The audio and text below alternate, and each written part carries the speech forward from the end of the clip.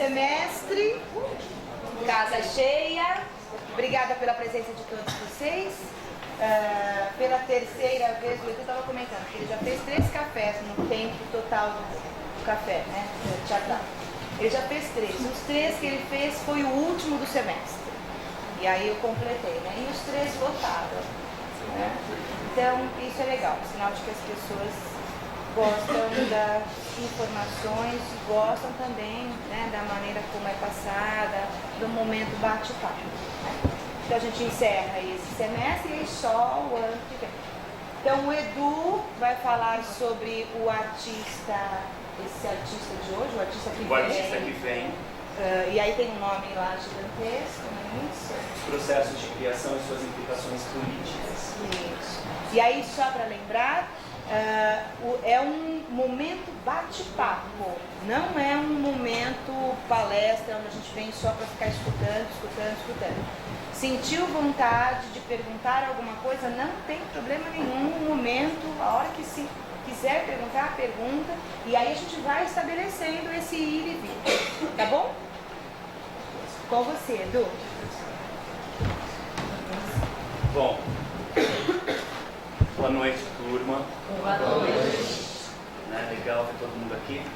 Queria começar então, né, convidando 2 parceiros, a Silvia de Paula, para compor aqui esse nosso espaço, o Roger também para vir para cá, para a gente poder bater papo com todo mundo junto, tá bom? Tanto o Roger quanto a Silvia, eles já sabem um pouquinho disso que a gente vai debater, né? Além do Roger ser filósofo e tal, e nas aulas de teoria, uma vez eu fui a professor da turma deles, e hoje a gente está na montagem da noite, né? O Roger sempre leva o pensamento de todo mundo, eu acho que para um outro lugar, ele provoca sempre um movimento, eu acho que é muito legal. E a Silvia, além de ser... Vem mais por mim para cá, Silvia. A Silvia, hiper parceira de trabalho, também já sabe desse processo, né? Desse projeto. Então, enfim, vamos trocar ideia.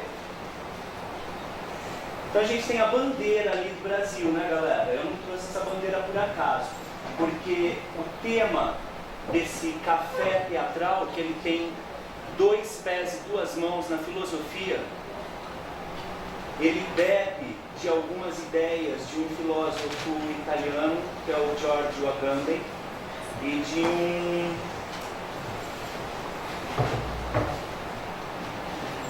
o Bauman, ele não é inglês, ele é ali da... Não, ele é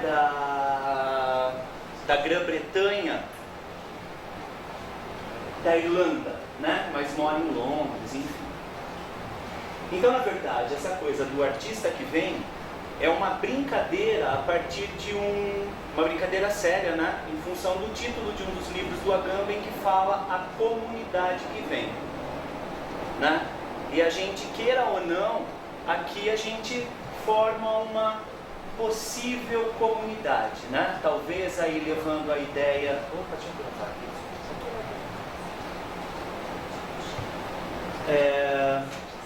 Pensando nessa comunidade que vem, mas também pensando um pouco no Bauman, quando ele fala da sociedade líquida, né? Essa sociedade que ela mora na impermanência.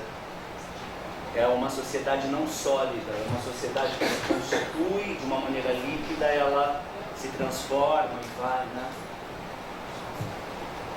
Então, quando eu olho para a bandeira, tem algumas coisas que eu gosto muito de trabalhar com a casualidade.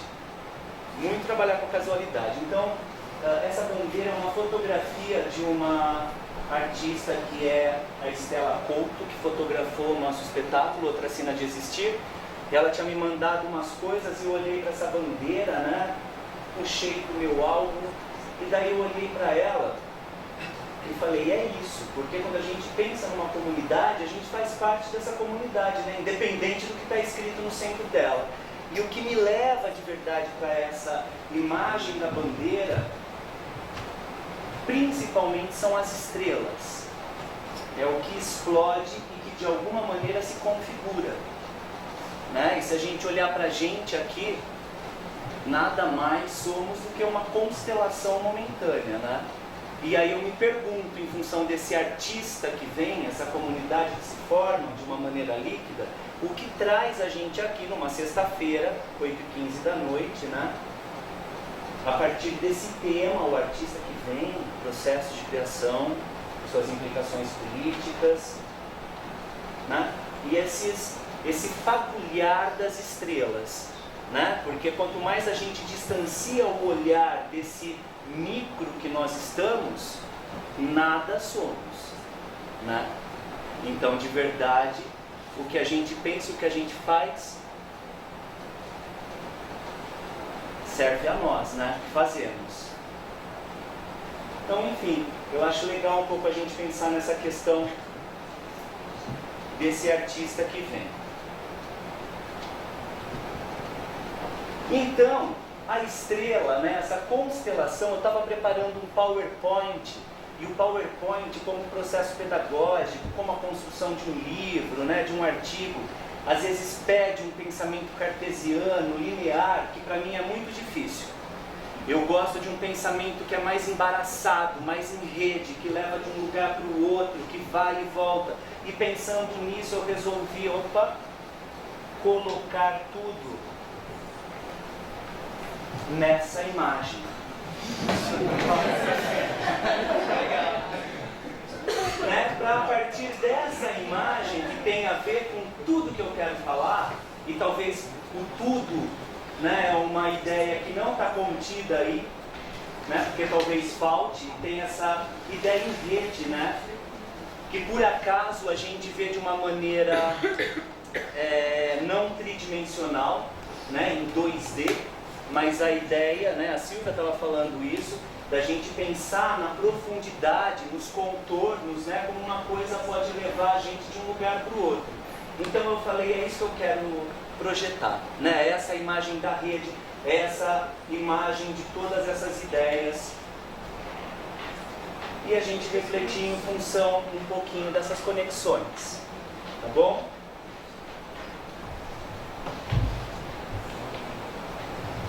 Bom, então tem uma palavrinha lá em cima que é a questão da política, né?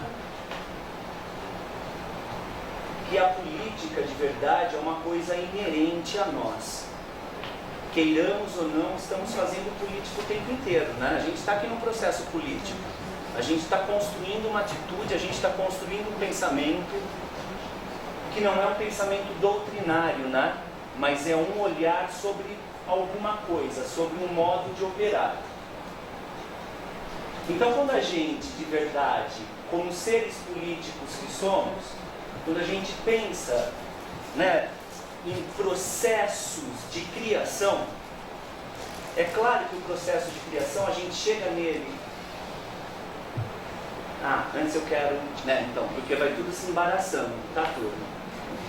Então eu quero voltar antes de voltar, eu quero recuar antes de voltar para o processo de criação, porque eu gosto de pensar que esse lugar que a gente se encontra é um lugar do não sei, este lugar, né? Isso é muito importante, porque às vezes a gente tem uma angústia em sair com certezas, né?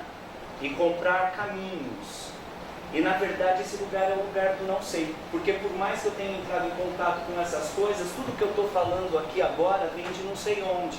Então, na verdade, eu aqui agora não estou sozinho, né? Além da gente estar junto, eu estou com todos os meus ancestrais e todas as pessoas que constituíram e de alguma maneira movimentam o meu pensamento, né? Não só os teatrólogos, os artistas, como um todo da literatura, das artes plásticas, da música. Então é um todo que nos atravessa o tempo inteiro, e eu acho que isso é muito importante da gente pensar, que quando a gente fala, não é só a minha fala que de verdade baliza o meu pensamento, né? Mas é tudo que está por trás, tá bom?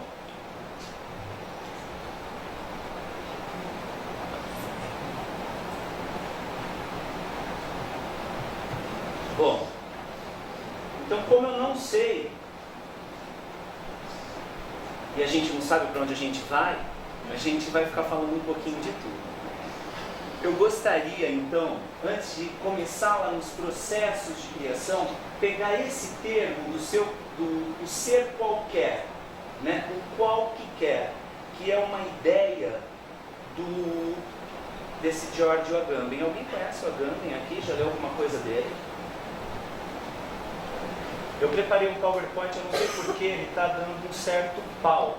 E é uma citação bonita do Agamben que eu gostaria de ler com vocês, né? Teria a citação ali, mas eu não sei porque ele não sobe, mas vai ser possível a gente ler junto, tá bom? De qualquer maneira eu tenho aqui do lado também. Então ele diz o seguinte, que o ser que vem é o ser qualquer. Na enumeração escolástica dos transcendentais, quod libet, ens est unum verum bonum superfectum, seja qual for o ente é uno, verdadeiro, bom ou perfeito. O termo que, permanecendo impensado em cada um, condiciona o significado de todos os outros, é o adjetivo quod libet.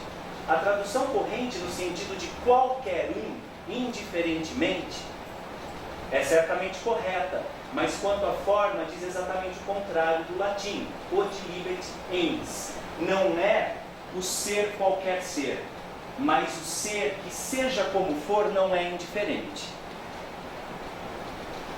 Isso significa que nós aqui não somos seres quaisquer, né? Qualquer um aqui vem. Não, o que vem é o ser do desejo, né? É o ser que quer. Então nós que estamos aqui, nós somos movimentados de alguma maneira por um desejo, né? Então esse é o ser qualquer de verdade que eu quero discutir com vocês. Então esse ser qualquer, que é o qual que quer. Então o qual que quer, esse ser do desejo, a gente pode talvez pensar essa pessoa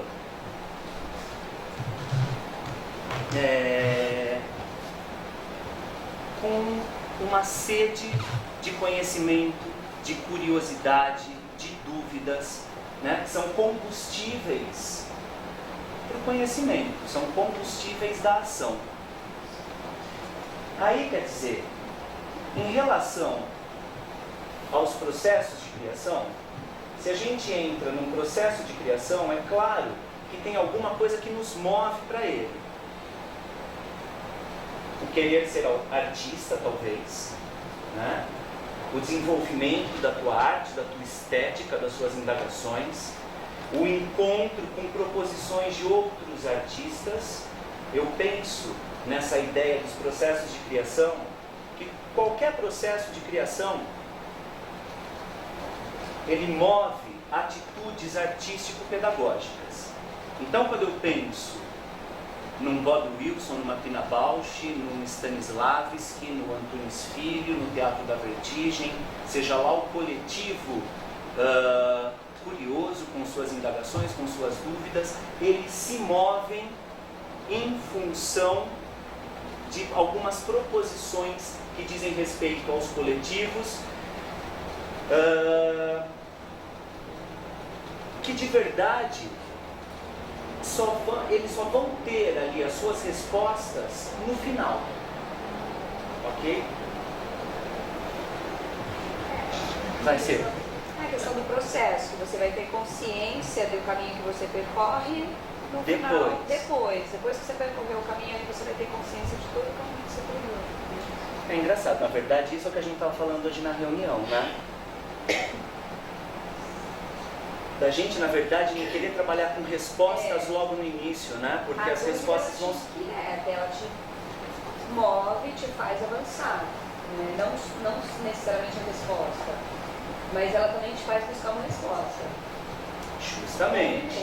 Justamente, esse é o movimento, né? A gente se alimenta pela dúvida, se alimenta das incertezas e se coloca nos processos, onde de verdade a gente vai entrar em contato com as inquietações do coletivo, entrar em contato com proposições de outros grupos e de alguma maneira remodelar, né, as proposições de outros grupos.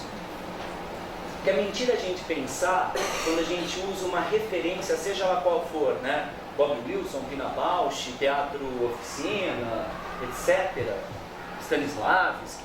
É mentira que a gente está fazendo o que esses caras fizeram ou fazem, né? Na verdade, a gente está tentando se aproximar de alguma coisa que nos interessa e remodelar, ir para outro lugar, buscar respostas pessoais. Ok? Descobrir o seu caminho.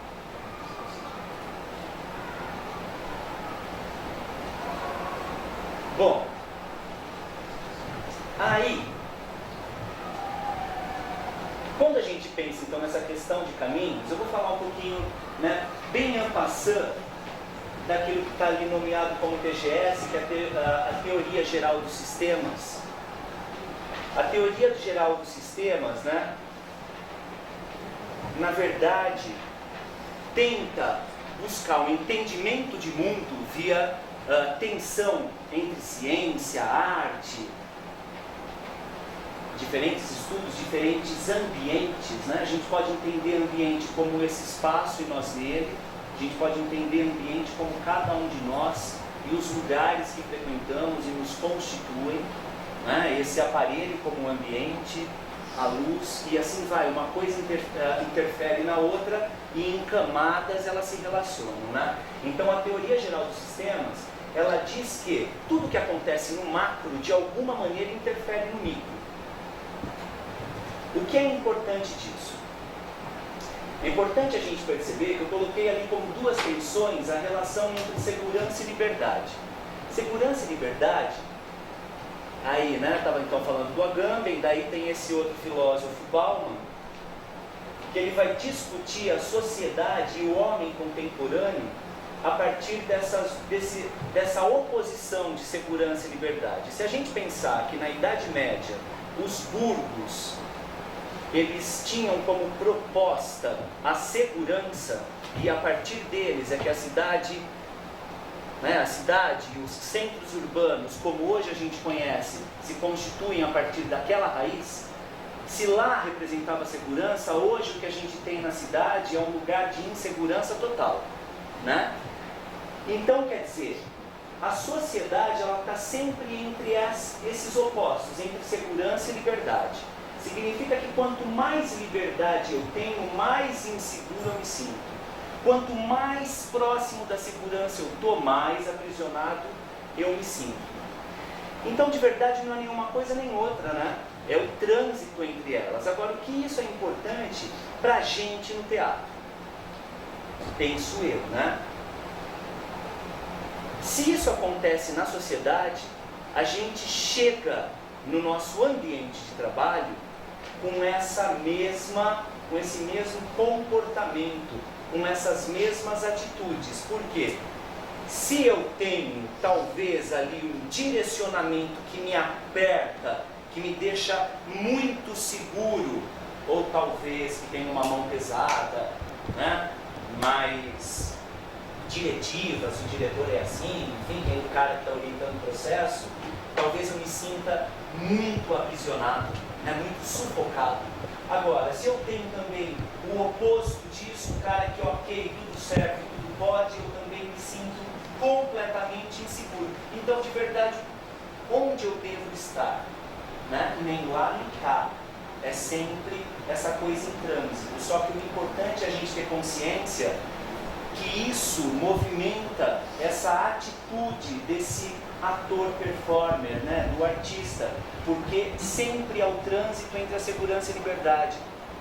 Aqui, a gente está discutindo coisas entre segurança e liberdade. Eu tenho uma certa segurança, uma suposta liberdade, se eu me sentir muito livre, sei lá o que eu vou falar para vocês, eu posso não concluir nada, né? Eu espero, na verdade, também não concluir nada.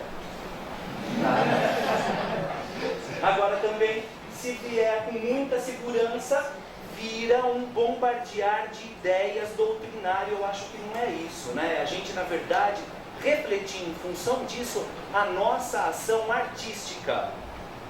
E daí a gente já vai pular para essa questão do artista, que eu gosto muito de pensar artista e ator / performer.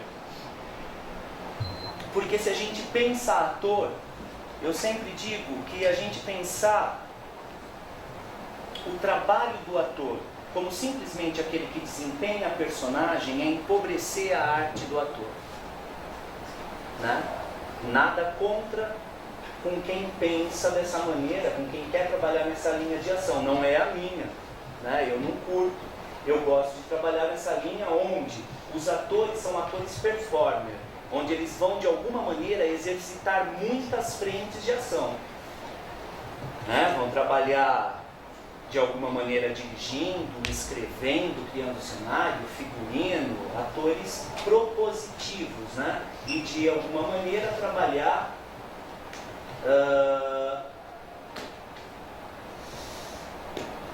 agregando inúmeras competências. Acho que essa é a melhor palavra quando a gente pensa no artista, porque o artista leva a gente para uma ideia mais globalizante do que quando a gente pensa o ator, né?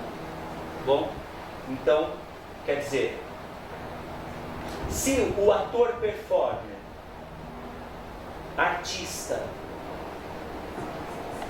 e aí por quê? Né? Então vamos pegar um pouquinho da performance para eu poder falar o que me interessa da performance. Tem um entorno da performance, vão anotando, tá galera? Depois vocês me perguntam o que ficar solto, porque a gente vai indo assim mesmo, é uma coisa para outra, tá?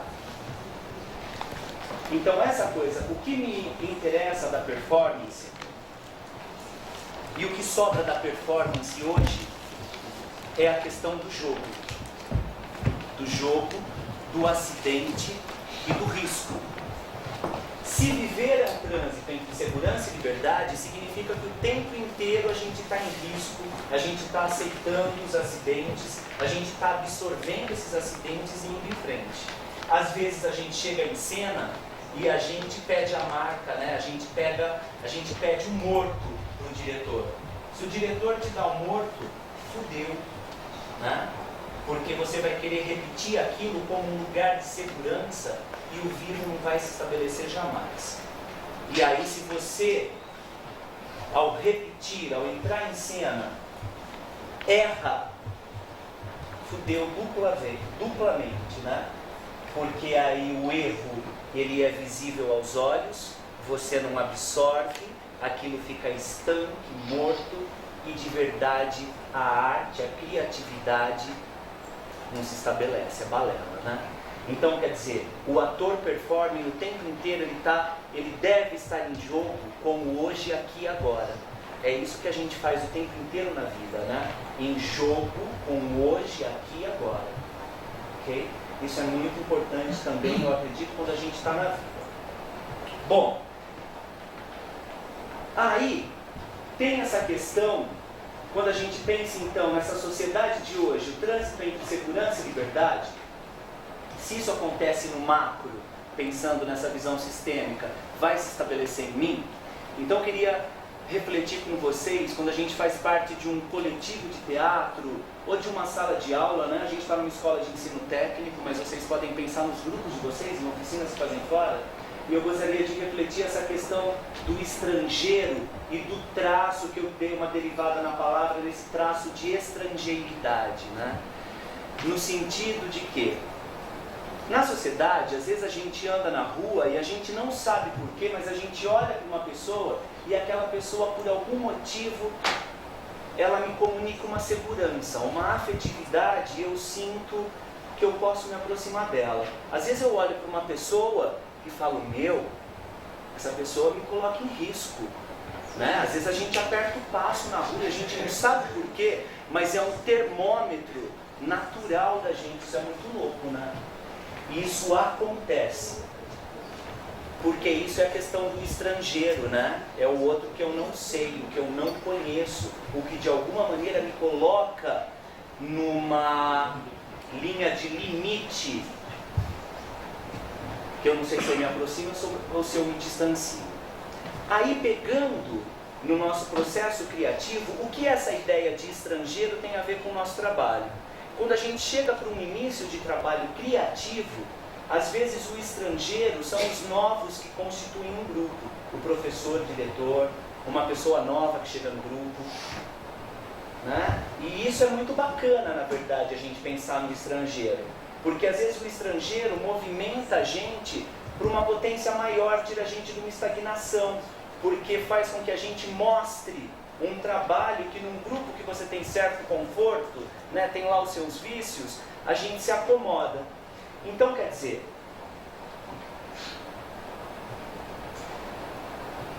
o estrangeiro, ele sempre vai se estabelecer no início de processo criativo, até que a gente se reconheça.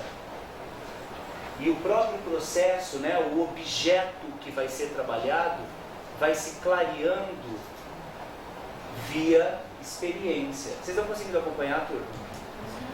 Porque à medida que a gente se conhece dentro de um processo criativo, o que passa a ser o estrangeiro é a própria criação. É o próprio espetáculo. A gente pode pensar no nosso processo criativo, né? Porque a gente não sabe para onde vai dar. Nem eu sei também, eu não sei o que vai dar.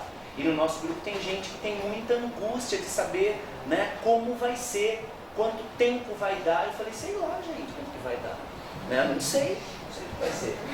Né? Porque a gente não sabe. A gente reconhece todo o nosso percurso, tudo que a gente usou. Agora, como vai ser, é só esse processo, né, o resultado, que vai ser um resultado momentâneo, né? É o resultado possível se a gente continuasse trabalhando, vai saber onde a gente chegaria, enfim. Então, quer dizer, entende essa questão do estrangeiro? Só que, às vezes, o estrangeiro, às vezes a gente acha que conhece o estrangeiro.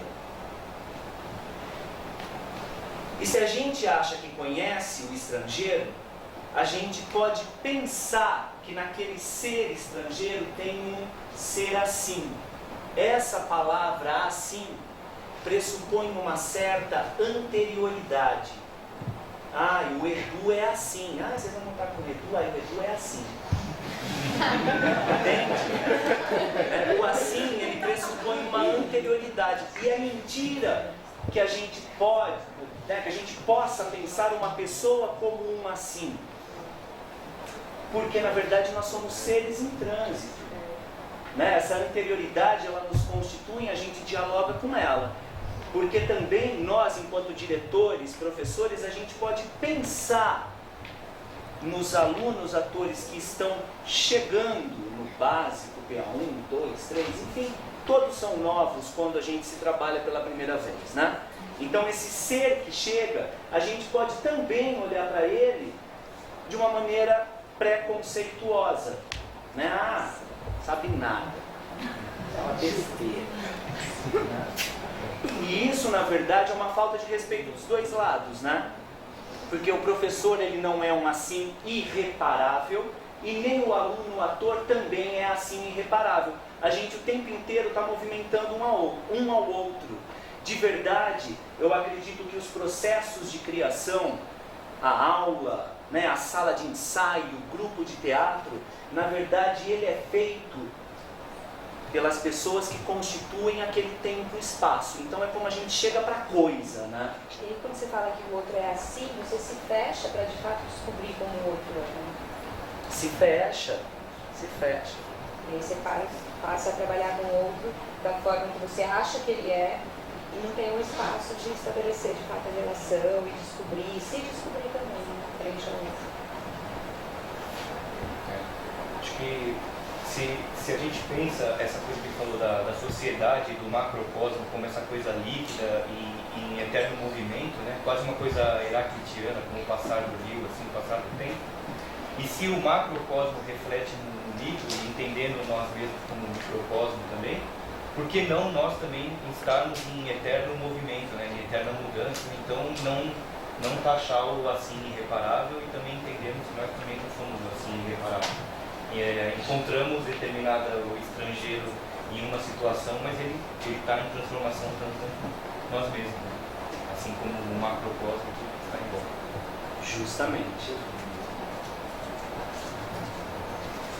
E isso é muito legal, né, galera? Antes de vir pra cá, eu estava assistindo lá o Net Geo e estava passando aqui, sei lá, os caras que perfuram a crosta terrestre, e daí tem todo um processo que é muito louco, né? Isso eu acho que é bacana porque se a gente volta né, para essa imagem para pensar não só a comunidade, mas a gente olhar para a constelação, né? Essa comunidade, a constelação também não é composta só pelas estrelas. Estou viajando aqui, tá, turma? A constelação não é só dada pelas estrelas, né? Porque daí a gente tem que ampliar o nosso olhar para o universo. E o universo também não significa que ela vai para a imensidão, mas ela volta para a gente e vai para dentro da Terra, que a gente pensa muito pouco, verdade, né? Porque tudo está em movimento, não tem estaticidade no universo, né? Isso é incrível, isso é incrível. A gente pensar que a gente tem essas estrelas anãs, que não são nada anãs, né? Já viram isso, as estrelas anãs? O nosso Sol é uma estrela. O nosso Sol, uma das menores da galáxia. E a luz dele ofusca de manhã a nossa visão. É um negócio incrível muito... isso. Então é assim vai, né? É de como a gente lança o nosso olhar. E aí, isso eu acho muito legal, quando a gente... Eu vou voltar, então a gente foi lá para liberdade, segurança, enfim, quero voltar para a própria noção de comunidade. O Bauman, quando ele aborda a comunidade, eu gosto bastante, porque quando a gente pensa comunidade, que ideias vêm na cabeça de vocês? Comunidade, que ideias se passam? Grupo de pessoas, que mais? Ações coletivas. Ações coletivas, para quê? Para beneficiar o total. Para beneficiar o todo. Que mais, turma? Comunidade. Interesse comum. Tribos. É um grupo com o mesmo interesse. Grupo com o mesmo interesse. E tem a ideia das duas palavras, comunidade. De comunidade. Comum e unidade. Isso, que nos é comum. Então, tá vendo como essas noções perpassam as nossas ideias, né? Por quê? Essas noções são extremamente pertinentes. E quando a gente, o Bauman aborda essa questão de comunidade, ele vai falar da comunidade como a Jaque está falando, como esse lugar comum, como um lugar, eu acho que esse exemplo é muito bonito, na verdade, como um lugar onde a gente pode de verdade errar, cair, porque com certeza vai ter alguém para te estender a mão, né? Mas a nossa sociedade não é essa comunidade. Se você cair, vai ter alguém para rir, né? Não vai ter ninguém para te ajudar. Então, quer dizer, se a gente volta para a teoria geral dos sistemas e a gente pensa o macro no micro, nessas pulsões, significa que quando a gente chega numa sala de ensaio, o tempo inteiro a gente quer acertar, né? Porque se eu erro, se eu falo bobagem, vai ter alguém para rir, para tirar sarro de mim.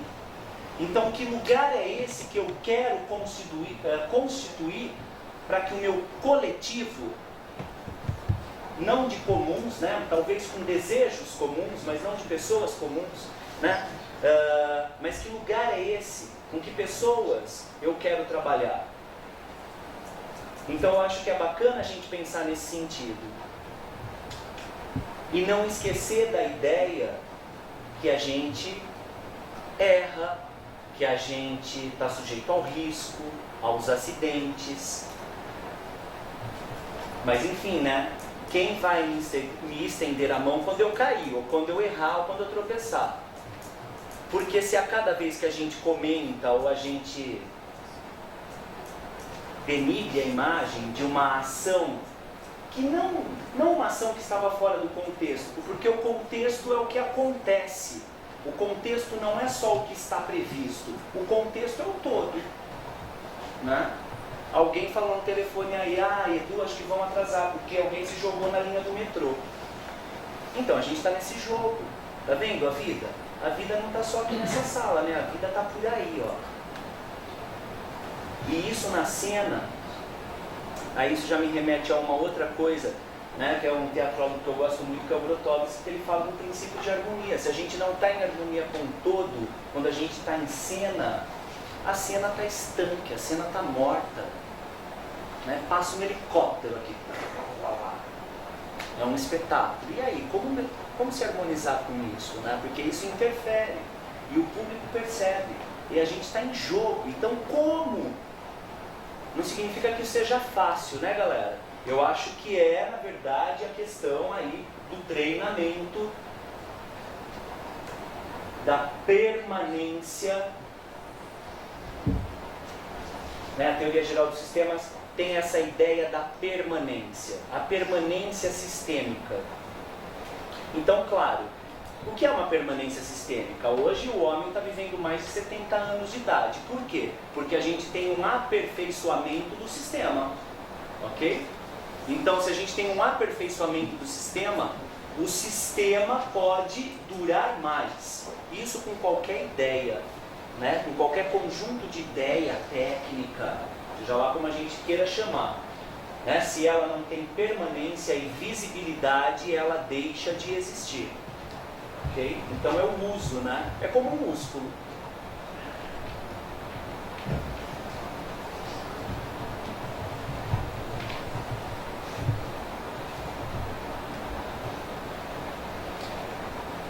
Isso. Que mais? Já vou abrir para a gente conversar, tá bom? Com as perguntas de vocês. Eu só quero, na verdade, queria colocar aqui esse PowerPoint que está pela metade, só para a gente poder seguir um pedacinho.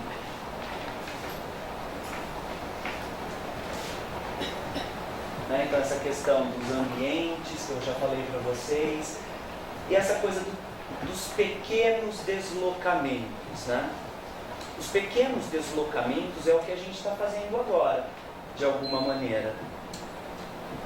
Porque se então a gente pode pensar que cada um de nós é um ambiente, cada conhecimento é um ambiente. Tem alguém da psicologia aqui, Gi? Então a gente vai trocando, né? Tem essa questão do Anvelt. Sabe, já ouviram do Anvelt? A ideia de Anvelt é de uma bolha. É um geneticista alemão que desenvolveu essa teoria do Anvelt, não lembro o nome dele agora. Mas no final eu vou botar uma bibliografia que vocês podem anotar, copiar e daí vocês vão atrás, tá bom? O Anvelt, na verdade, diz que é como se cada um de nós estivéssemos envoltos por uma bolha invisível. Essa bolha invisível, ela pode se ampliar ou ficar estanque ou diminuir em função da minha relação com os diferentes ambientes, conhecimentos, mundo, pessoas, com as trocas, né? Então, como que eu amplio o meu Anvelt? À medida que eu amplio o meu Anvelt, ele se esbarra no outro, né? E são inúmeras interferências. À medida que a gente interfere no outro, a gente causa pequenas fissuras, rachaduras. Essas fissuras, de alguma maneira, vão movimentando a gente, como a crosta terrestre lá, né? Os pequenos terremotos, os maremotos. Então, quer dizer, a gente vai indo para outros lugares, a gente vai ampliando, a gente vai causando pequenos deslocamentos. Esses pequenos deslocamentos e essa relação com o Anvelt do outro, com o mundo, amplia, né, a minha consciência do todo, amplia a minha mundividência. E é essa minha mundividência, na verdade, que pode potencializar a minha ação enquanto artista, ator, performer. A gente falou.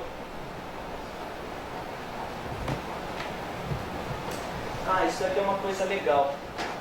E hoje, né, eu soltei a questão da equipe hoje cedo. Então tem essa questão do coletivo líquido, né, turma?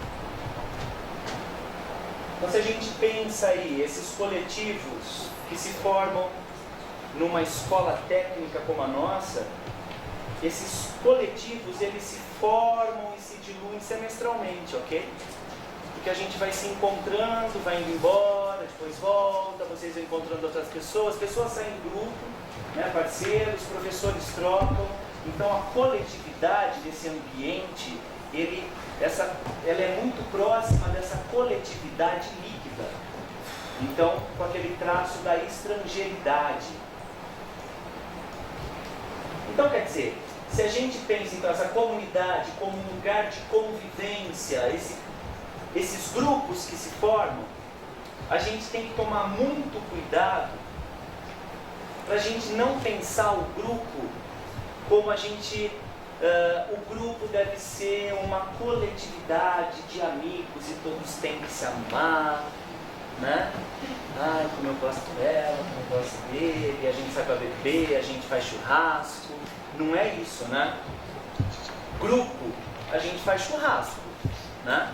Agora, um grupo de teatro, que isso é uma ideia da equipe também do Grotowski, que eu andei estudando ultimamente, e eu acho que é um dos últimos pensamentos antes dele morrer, que eu acho que é decisivo a gente pensar o teatro em função dessa ideia, que é a ideia de equipe.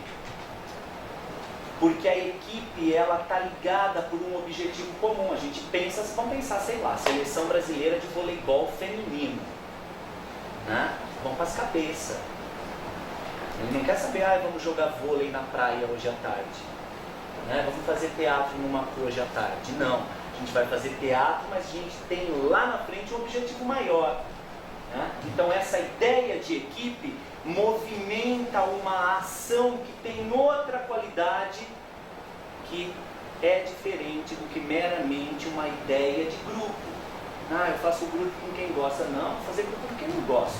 Mas eu gosto daquele cara porque eu admiro que ele tem ali uma ação profissional, né, que vai gerar uma qualidade. Então, onde estão as potências, né? E eu acho que isso é bastante importante da gente ter consciência, porque senão também a gente fica pensando no comportamento ético, que é um ser gracinha, né? Não é um ser gracinha, né? É um ser profissional, porque no profissional não tem espaço para diletantismo, não tem espaço para amadorismo no ser profissional. E isso é muito importante a gente ter consciência, porque senão a gente sempre fica num lugar que pode qualquer coisa, já que quem vem é um ser qualquer, é um qualquer um, serve qualquer coisa que eu faço vai servir. E se servir qualquer coisa, me desculpem, nada serve. Então acho que essa ideia de equipe leva a gente para outro lugar. Então, né, em função daquilo que a gente discutiu antes um pouquinho dos seres em trânsito e não um ser assim irreparável, né? Então o assim e o irreparável a gente já falou. E essa questão do aprendiz curioso. Isso eu acho bem legal. Essa ideia do aprendiz curioso, que é o lugar do não sei, mas eu tenho curiosidade de saber para onde vai. Não é muito louco isso? E se eu falasse para vocês agora, por exemplo, que tudo que eu estou falando aqui eu decorei, porque eu tenho uma facilidade muito fácil de decorar, porque ficar improvisando esse texto é muito difícil.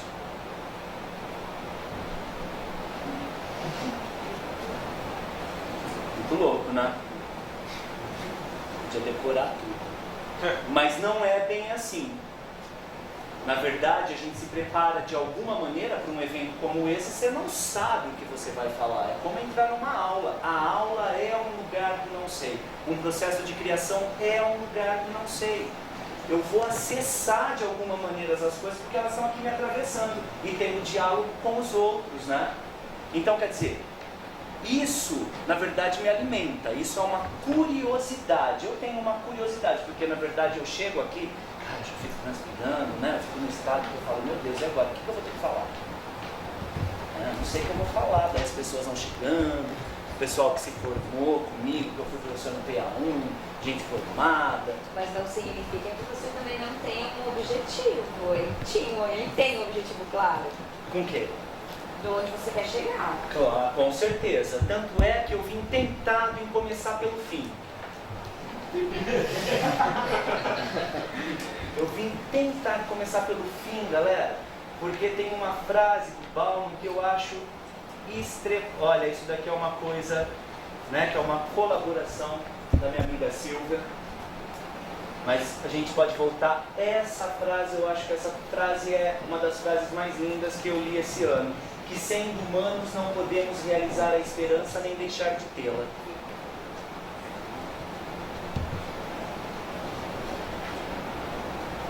Isso é o que nos move, né?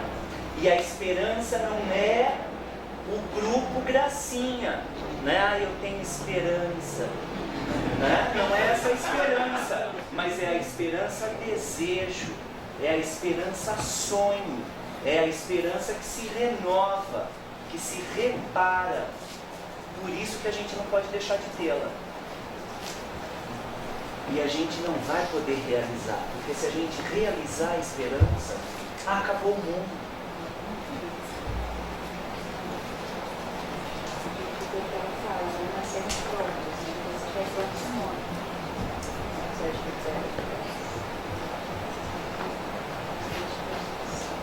Vai, Rocha. Bom, retornando assim, eu lembro da discussão sobre o ser qualquer, né? E o caráter libertador que esse trabalho do Edu dá para o ator. Porque essa coisa do ser qualquer, não do qualquer um, porque isso feriria até o princípio de identidade, né? Assim, o qualquer é aquele qual, o único e o que quer é o que deseja. Então é o qual quer, o que quer alguma coisa, o que deseja alguma coisa. Pensando nessa coisa do desejo como sendo uma paixão, assim, tipo, eu desejo a paixão. Aí teríamos o pathos, né? P-A-T-H-O-S, pathos, paixão. O ser do desejo é o ser com paixão. Então ele está o oposto do apático, seria o apathos, aquele que não tem paixão. Olha que interessante, o ator, que é aquele que age, ele age e ele tem... ele age, e se ele for esse ser que quer, ele tem também a paixão. Então, a transformação política que ele consegue com essa coisa, porque ele vai ser o ser da ação e o ser que move com paixão. Ele estando dentro da comunidade, né, estando nessa comunidade com um objetivo e tudo, a transformação que ele consegue política é muito grande. Então, essa comunidade líquida que vai se encontrando e que todos vão se separando, se você pensar em cada notificação que você consegue em alguém que você encontra e depois numa outra pessoa, você tem tudo nas mãos ali para conseguir mudanças, né? Você não está apático e você está ali para agir de alguma forma, para transformar de alguma forma. Isso é incrível, porque daí a gente pode pensar nessa questão do estar ali para transformar de alguma forma, porque tem a ver com uma atitude ética. Não falando do Bauman, mas do Agamben, ele tem um livrinho, na verdade, que você tem que ficar decifrando, né? Você lê, você fala, meu Deus, o que ele está falando, o que ele está falando. E daí ele tem uma parte que ele fala da ética, e ele fala que não pode haver ética nem abaixo, nem em cima, nem do lado de nenhum mal. Eu falei, meu Deus, como que é isso? Não pode ter ética do lado do mal, nenhum dos lados, nem abaixo, nem acima. Eu falei, eu vou desenhar. Comecei a fazer vários desenhos da ética, botava ética, mal, bem, né? Porque a ética é como o bem. Uma vez a gente discutiu, eu gosto de levar isso para os grupos, da gente pensar que a ética, ela tem a ver com a nossa felicidade, né? Então, quer dizer, se o maior bem, se a ética, ela está relacionada à nossa felicidade, à nossa realização, tudo o que contribui para a não realização, né, esse lugar do encontro que o Roger está falando, tudo que contribui para o desvio do que aquilo que a gente se propôs a fazer, é a não ética, né? É o mal. Então, se a ética é ética para esse bem, o bem comum, em função do desejo, essa questão da esperança e tal, que se renova, daí eu comecei a pensar, né? A ética é o bem, então como que, se a ética é o bem, ela não pode existir do lado de, né, nenhum de lado do mal, nem abaixo, nem acima. Daí comecei, ética, né? O bem, mal, bem, mal. Então, quer dizer, o que significa isso? Significa que, num grupo de trabalho, se a gente se propõe a mover uma ação relacionada a uma potência para o bem, E num dado momento, ao se relacionar, algo se passa. E pode ser um olhar. E um olhar pode acabar com tudo, né? Então você está fazendo lá, sei lá, um treinamento, um exercício, e alguém olha para você. Acabou. Né? Acabou. Acabou porque essa pessoa interferiu no outro, já levou o outro que estava tentando uma ação de entrega, de doação, de um caminho para o bem pessoal e para o coletivo, já levou o outro para um desvio, já impregnou de uma ação, de uma atitude que é a não ética. Então, já que a gente vem para esse espaço do desejo, que todos aqui somos seres do desejo, né? Viemos movidos pelo desejo, então, por que não se movimentar para o bem? Né? E o bem é realizar aquilo que a gente se propôs a realizar, que é diferente de gostar e não gostar. Isso eu falo muito para minhas turmas de PA1, quando eu peço lá os pareceres. Vão assistir peça e me vem do parecer, né? Eu não quero saber se gostou ou não gostou da peça. Não é isso que eu quero saber. Eu quero saber como está refletindo ali o conceito de alguma maneira que a gente está estudando naquele semestre. Porque a questão não é gostar ou não gostar, ser bom ou ruim. A questão é de reconhecer o que está sendo feito e o que aquele grupo se propôs a fazer. Então é uma outra questão. Só que isso, como diria uma professora minha, é de um extremo refinamento. E para a gente ter um extremo refinamento, só o tempo de vida, né? Que alguns conseguem. Não é fácil. É mais fácil a gente falar que é ruim, né? É mais fácil falar que não é bom. Não gostei, não é fácil. Não é chato. Fazer isso não. Então, enfim, né, turma? Essa questão, eu acho que da ética como uma potência, como um bem maior. Porque é só isso que pode alimentar o nosso desejo, né? Alimentar a nossa ação.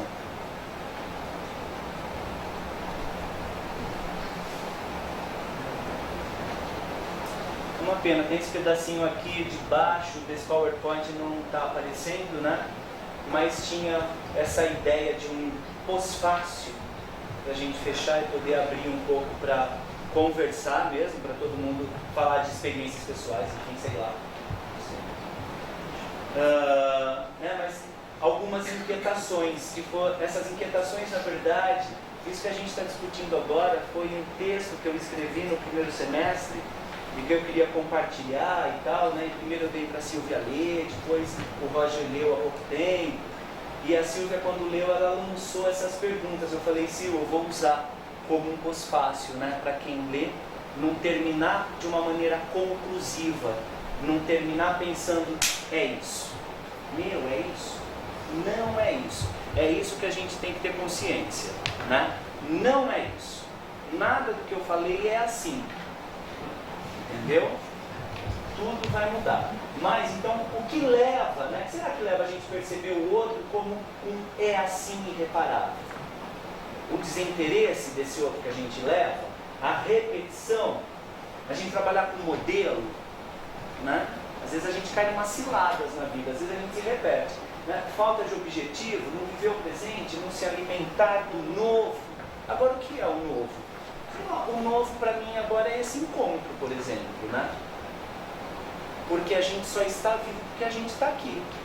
A gente não está vivo em nenhum outro lugar, a gente está aqui agora. A gente não sabe o que está acontecendo com nenhum ente querido. Nenhum ente que nos circunda, que é muito mais querido para cada um de nós do que todos que estão aqui, talvez. A gente não sabe, mas é aqui que está a nossa existência. Então, quer dizer, esse é o novo. Né? É aqui que a gente está.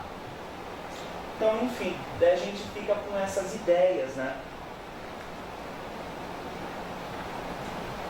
Vou deixar um pouquinho nessa frase que eu gostei. Olha lá, que pena, tem mais uns livros aqui da bibliografia. Oi, Lu, se você virar a orientação do iPad, assim... Vamos ver.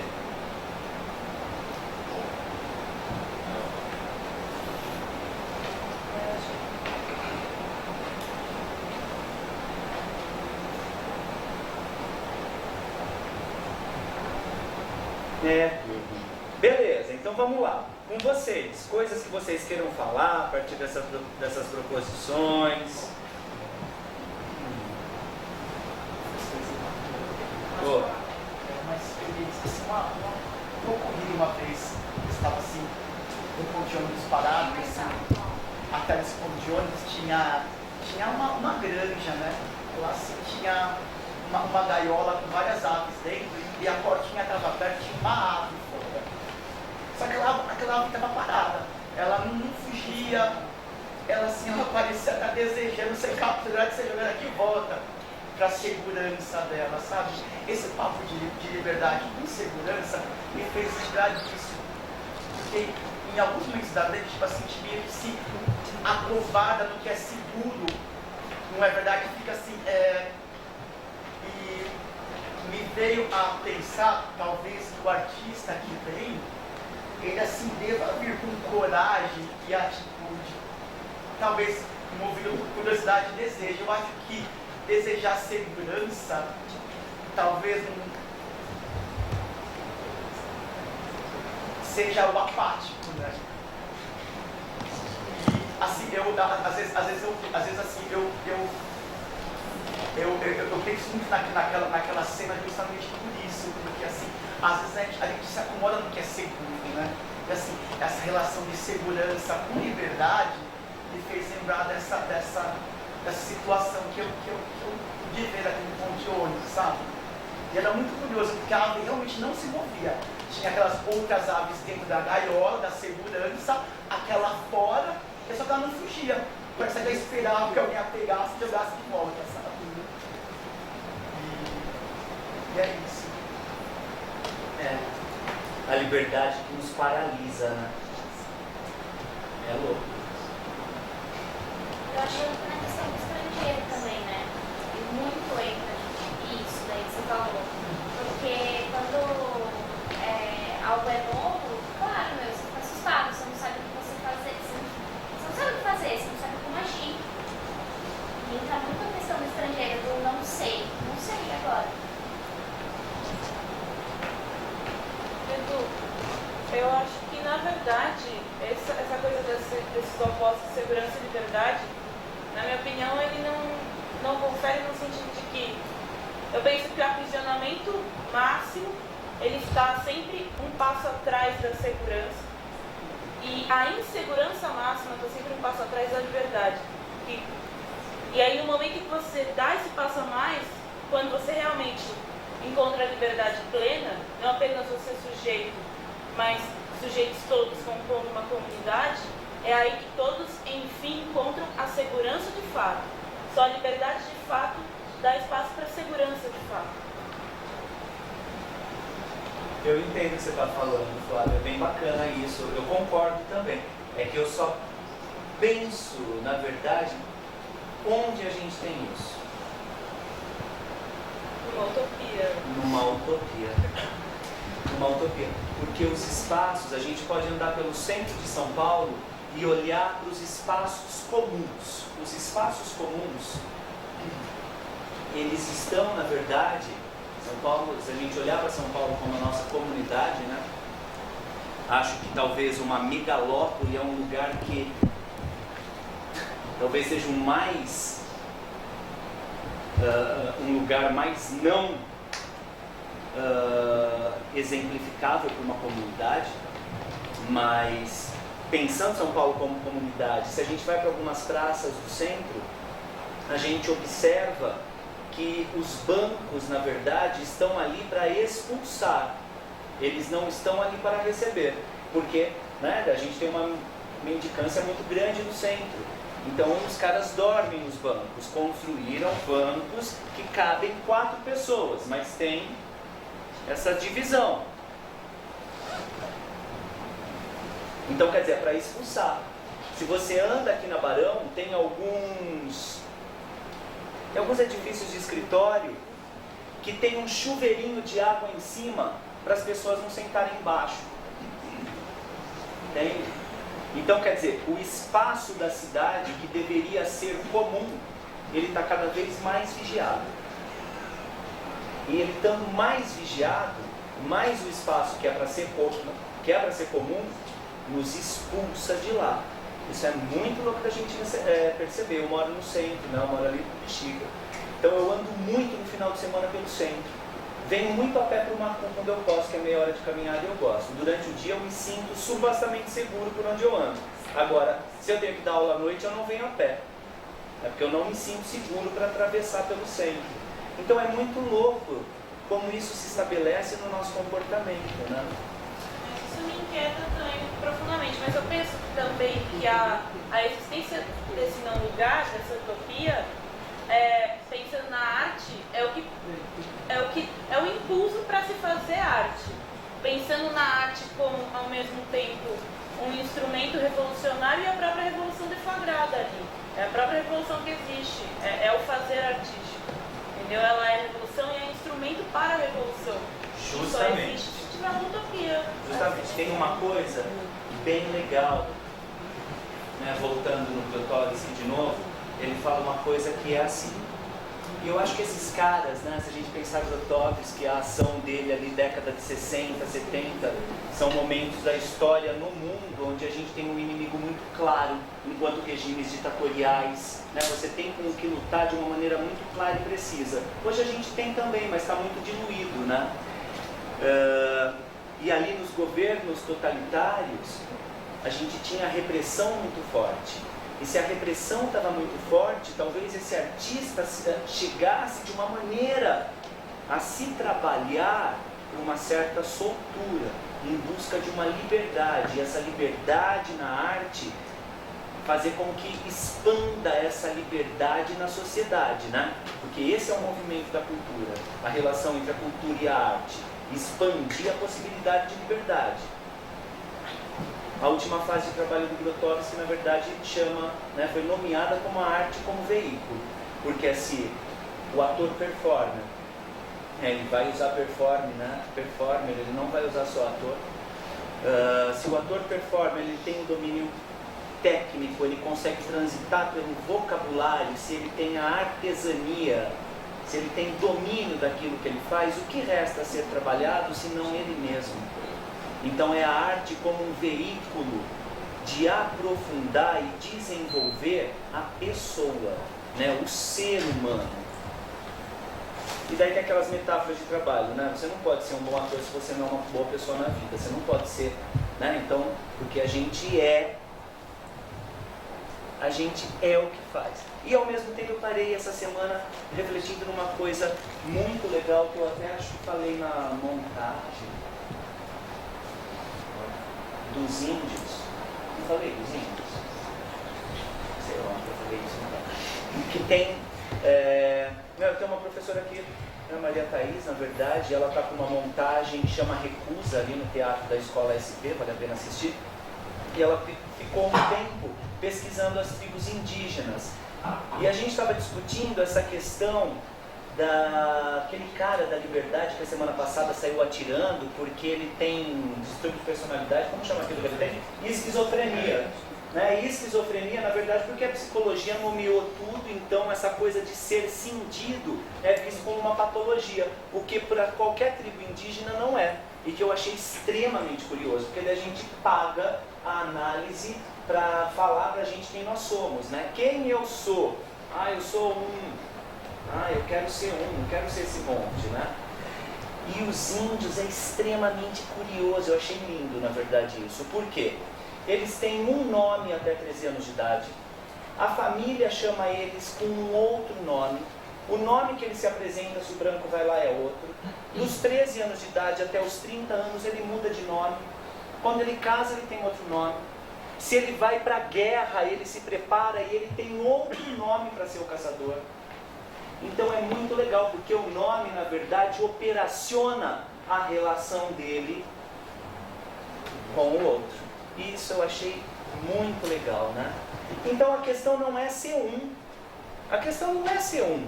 A questão, né, é a gente de verdade poder transitar livre. Claro, não ser patológico, né? Mas isso é muito bonito, né? Eu gostei bastante.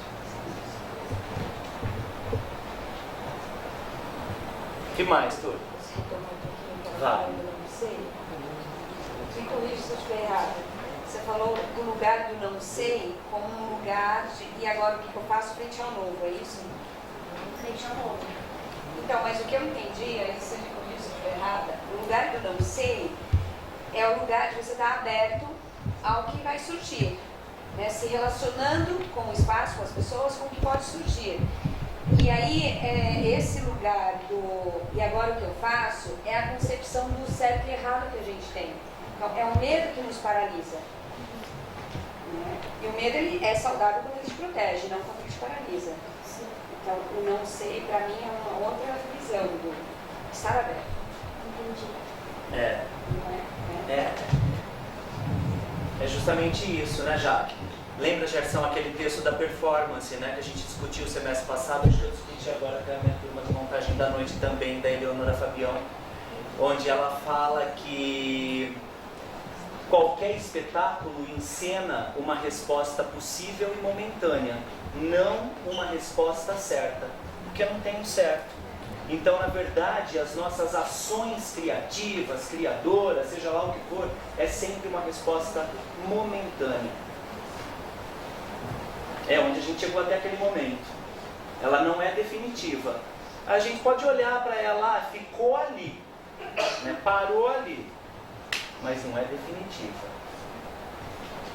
Tem até um termo que é a vertigem da liberdade, que é ao você encontrar esse momento em que a escolha é colocada, ou o que você pode fazer, é quase como se vê em frente a um abismo, assim, porque lá você tem a possibilidade e causa aquela angústia momentânea. Então eles chamam de a vertigem da liberdade, se encontrar nesse ponto em que e agora, né?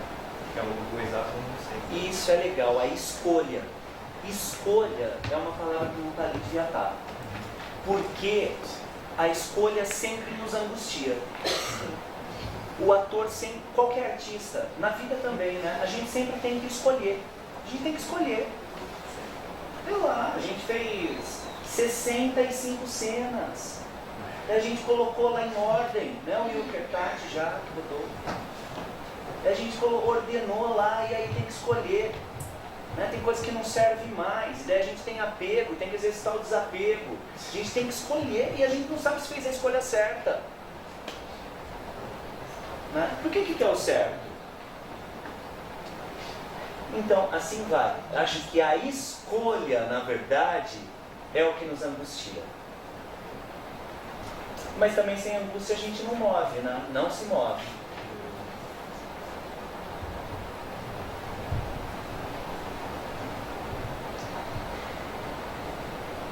Não, na verdade, voltando essa coisa de liberdade e segurança, na verdade eu queria compartilhar essa coisa que veio na cabeça. Né? Eu falo em segurança, me remete muito ao conforto, a área, região de conforto. E conforto no sentido assim, de, por exemplo, a gente está aqui, tem um monte de gente querendo falar alguma coisa e simplesmente não fala porque ouvir é mais confortável. E a liberdade, né, me remete ao contrário, o imprevisível. Me remete àquela coisa de você não saber como aquilo que você vai fazer, vai ser aceito ou vai, né, vai causar um impacto, né, em quem está ali no ambiente. E também essa coisa da ética, né, não poder estar acima ou abaixo aos lados de qualquer mal. De qualquer mal, né? Pensando numa imagem, assim, me traz a coisa que eu acho que a ética devia estar sobreposta ao mal. Né? Se pensar numa imagem, não ao redor, né? Mas sobreposta mesmo, né? No sentido de, sei lá, de repente, como exemplo que você deu, né, de... É legal isso que você está falando, porque daí é como o bem contém o mal também, né? Exatamente, quando alguém faz alguma coisa que, sei lá, mesmo que não lhe agrade, né, você pensar em sobrepor o mal, né, que você pode fazer, de repente, expor aquilo, né, não deixar a pessoa experimentar, né, o que vai estar fazendo. Justamente. Isso que é legal também que você falou da fala. Às vezes a gente não fala ou a gente não faz Porque de verdade a gente tem medo do risco, né?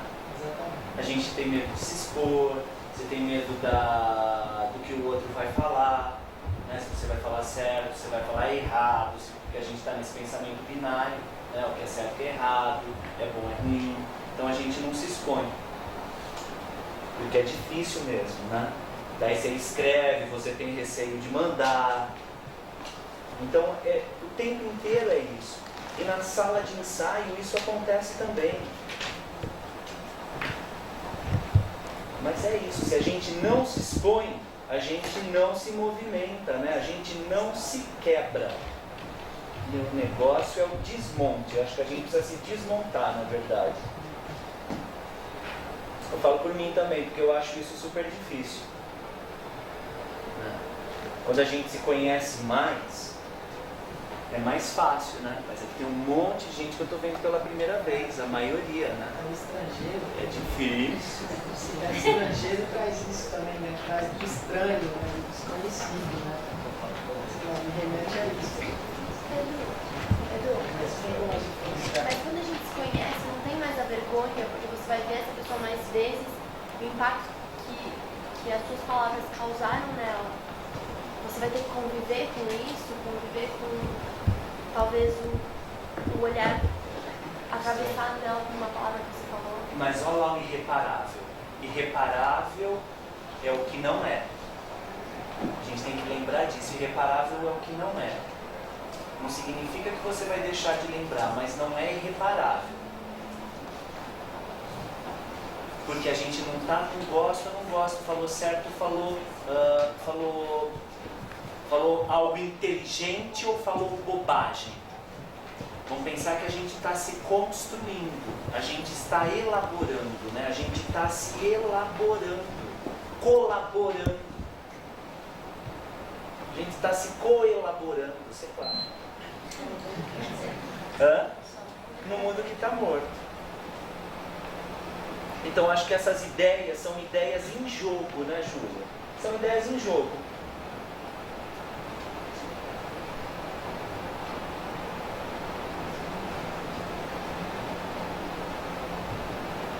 Tá, eu demorei de falar, tá falando de liberdade, mas eu vou contar uma coisa. E é exatamente disso. Isso que você falou de escrever e não mandar, eu já fiz isso. Porque eu não quero passar por mal. Os alunos da minha faculdade estão assim, causando, porque a minha faculdade está sendo vendida, eles estão com medo de abaixar o nível de educação. A faculdade que eu estudei contabilidade, eu adoro teatro, eu amo teatro, mas eu estudei contabilidade, nada a ver com nada. Mas eles têm medo de abaixar o nível. E eu sempre tive vontade de explodir uma bomba na minha faculdade. Sempre tive vontade. Não vou mentir. Sempre tive vontade de mandar uma bomba lá e explodir tudo. E aí assim, eu vendo no Facebook todo mundo, vamos causar uma revolução assim, vamos causar outra assim, vamos nos unir para a faculdade tal não ser vendida, vamos unidos venceremos tal. E me deu vontade de escrever assim, olha, que coisa boa, eu sempre tive vontade de estourar uma bomba na faculdade, mas agora vejo que sem mover sequer um dedo isso está acontecendo. Como se diz. Eu cheguei a escrever isso, mas não tive a coragem de mandar. Eu falei, não, deixa eu ver se vai ser vendida mesmo, não. Se for vendida eu até mando, deixa, sabe? Então, tem isso, a gente se precave, porque talvez, né, ano que vem ainda tem mais 6 meses para eu estudar lá, talvez. Porque também a gente não pode, eu acho que, seja lá o que a gente não pode escrever. Como você chama? Luciana. Porque a gente queira ou não, se a gente pegar lá a palavra bíblica, no princípio era o verbo, né? E a gente tem que tomar cuidado com o verbo também, porque dependendo do que a gente fala, a gente resulta num desmonte também. Então é um problema de escolha. E as suas consequências, porque vai ter consequência. É justamente disso que eu quero falar. A liberdade, até a própria liberdade, ela tem um limite que chega na consequência. Se eu mando essa mensagem, pode ter uma consequência ruim das pessoas, antes de me conhecerem, me odiarem. Eu não sou uma pessoa tão má assim. Tudo bem, eu só quero jogar uma bomba. Os caras só querem jogar uma bomba lá, mas eu não sou tão má assim. Porque, na verdade, olha isso, deixa eu ver se vai caber isso pra vocês. Luciana, você estuda em que horário? Eu estudava aqui. Não, aqui eu não estou estudando. Não vai estudar de Macunaíma? Não é. Era a minha faculdade de contabilidade. Porque eu acho que tem uma ideia aqui também que não está contido lá, que é o ser só.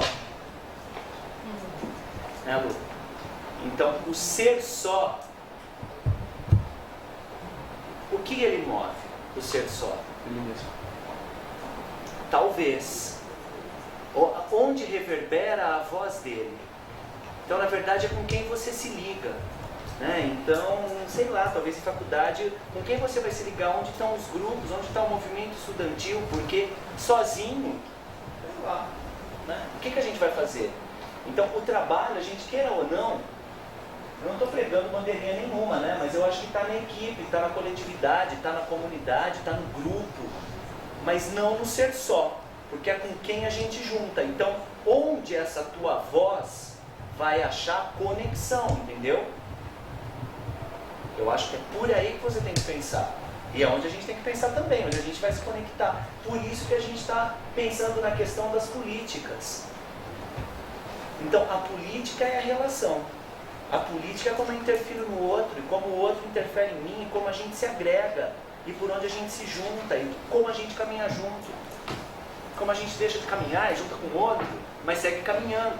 No coletivo, de alguma maneira, né? Acho que não sozinho. Acho que não sozinho. Nesse sentido aí, você falou do mundo de comunidade, a gente tem que tomar muito cuidado, porque não tem como a gente, qualquer ação, palavra, pensamento, não influenciar o outro. Então, eu acho que a gente tem uma responsabilidade, né, com o outro e com o comum. A gente tem que estar... A liberdade, ela não é algo absoluto. Justamente pegando o gancho aqui que a Vivi está falando, a liberdade não é absoluta porque justamente vivemos em comunidade.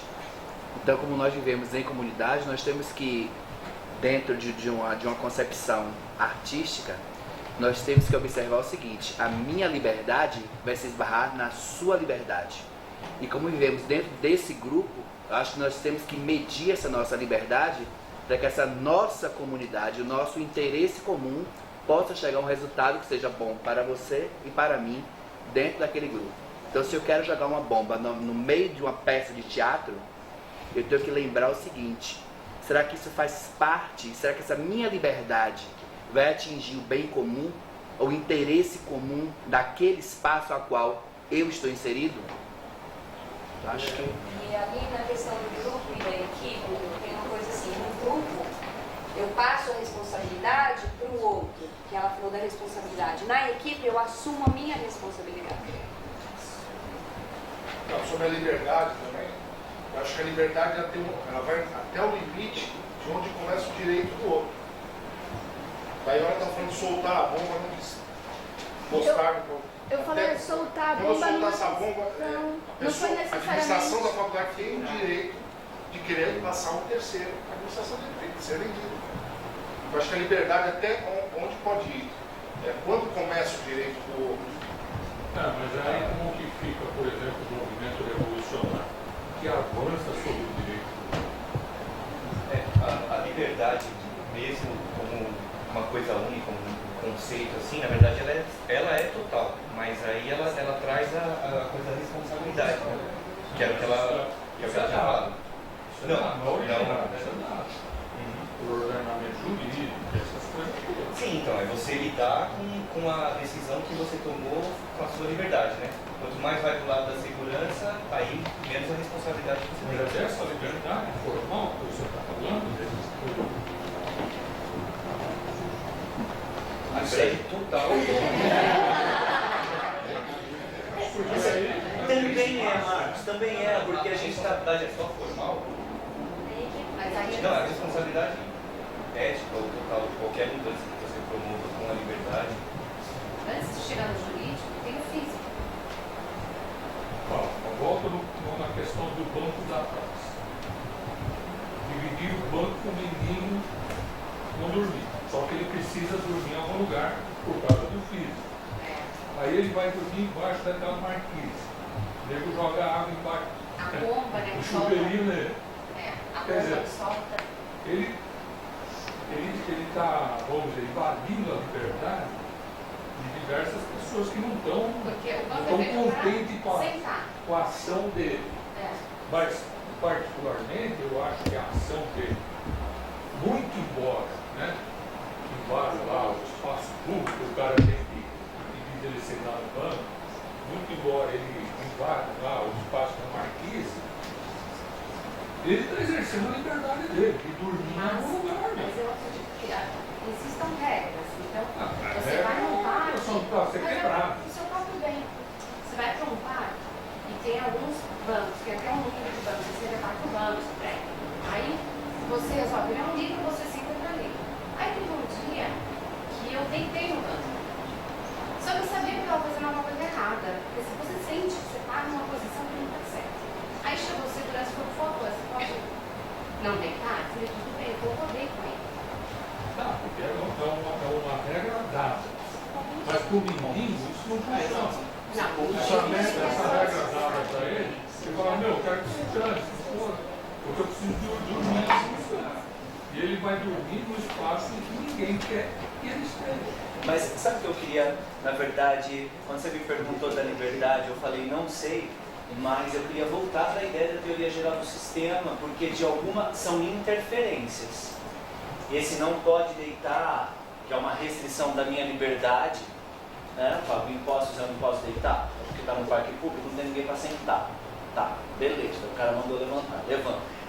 É o que interfere, na verdade. Então eu acho que todas as camadas jurídicas, sei lá, nomear todas essas camadas, mas de alguma maneira elas agem sobre nós.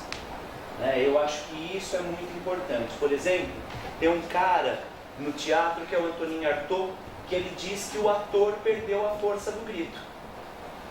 Isso é incrível e a gente constata isso. O ator perdeu a força do grito.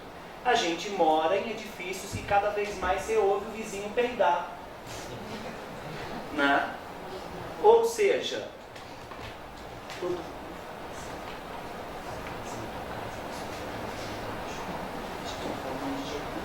aí o cara vem para a cena, vai fazer a cena que tem, né, a energia da cena.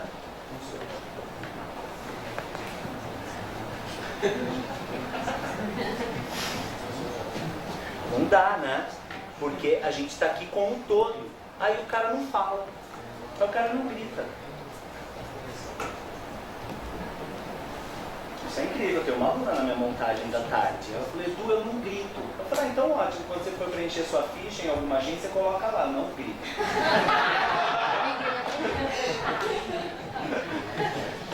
Entendeu, galera?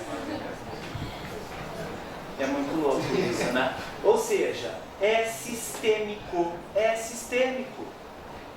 Entende?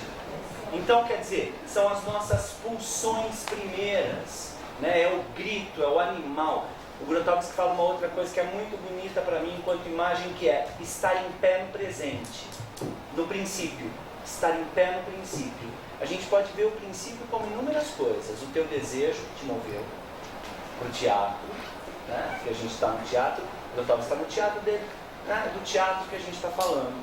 Então, quer dizer, estar em pé no princípio é você não relaxar, é você ser perseverante, é você, na verdade, ter consciência dos seus desafios para você poder crescer enquanto artista, enquanto ser humano. É você não relaxar, é não sentar. Isso é manter o pé no princípio, é você manter o pé na nossa pulsão primeira de animal. É a gente não perder o tesão. Né? Porque qualquer animal tem tesão. Então é atrás disso que a gente tem que ir.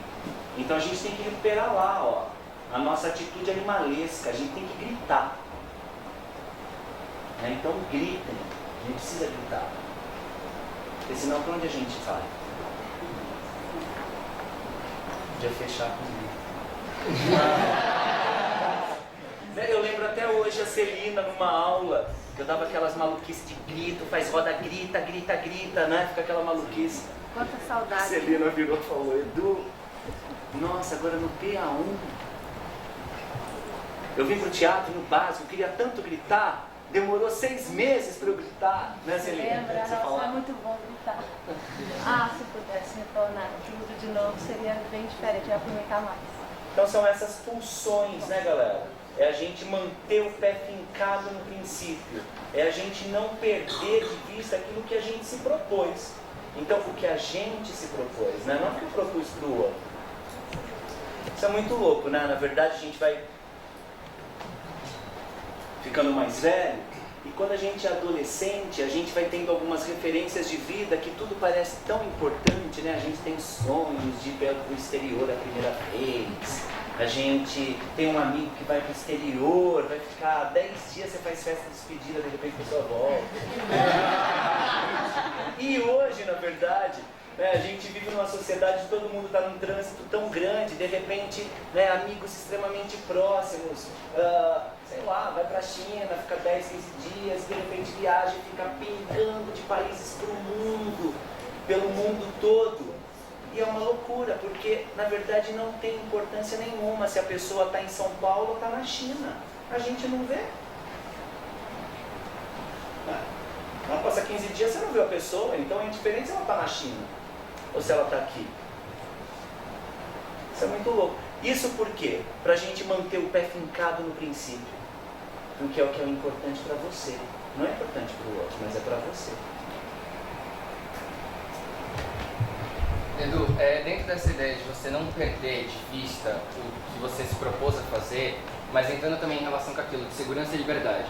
O que você faz quando você se propôs a fazer alguma coisa, mas você está em um meio que você tem tanta liberdade que você chega a entrar numa questão de insegurança.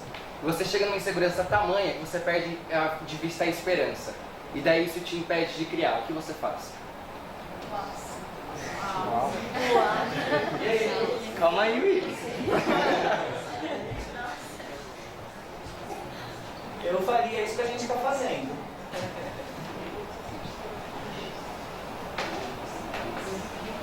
Porque tem aquele item que eu coloquei lá do PowerPoint de um coletivo de propositores. Se a gente não exercitar esse coletivo de propositores enquanto seres políticos, de voz ativa, não é se eu gosto, se eu não gosto, se eu estou certo, se eu estou errado, mas eu estou inserido nesse contexto, estou inserido nessa coletividade, nessa equipe, seja lá como a gente quiser nomear o que for mais pertinente para cada grupo, né? Mas na verdade é tornar a tua voz ativa. Esse é o problema, né, William? A gente já conversou disso bastante, de tornar a voz ativa. Mas você também não acha que hoje em dia a gente sofre uma crise dessa ideia de comunidade? Assim, hoje quem é a minha comunidade? Sou eu, então a minha voz ativa, eu posso até ter minha voz ativa e aquilo não pode refletir, né? Porque eu estou tão fechado no meu meio, eu vejo muito isso. A gente não tem mais essa ideia de coletividade eu vejo, para nada.